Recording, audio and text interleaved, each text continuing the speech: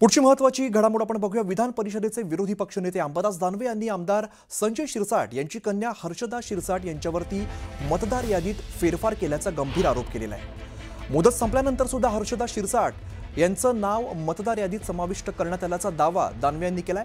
या प्रकरणी जिल्हाधिकाऱ्यांकडे तक्रार दाखल केली असल्याची माहिती सुद्धा अंबादास दानवेंनी दिली आहे। खऱ्या अर्थाने निवडणूक आयोग कशा पद्धतीने काम करतं याचं एक उदाहरण आहे असं म्हणत दानवेंनी निवडणूक प्रक्रियेवरती प्रश्नचिन्ह उपस्थित केलंय। या तक्रारीनंतर आता तपासणीचे आदेश देण्यात आले। निवडणूक आयोग फोटांडे माझ्याकडे आता एक पुरावा आहे। संजय शिरसाटांच्या मुलीचं नाव मतदार यादी डिक्लेअर होण्यानंतर त्यात सहभागी करून घेण्यासाठीचा अर्ज त्याच्या मुलीचा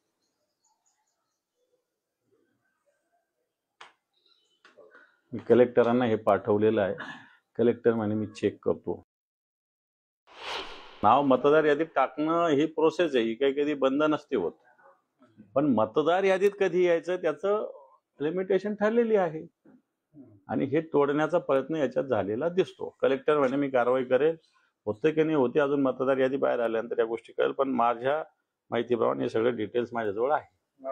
थोडक्यात नाही याच्यात ठीक आहे ना, याच्यात अजून मी कलेक्टरांना बोललेलो आहे।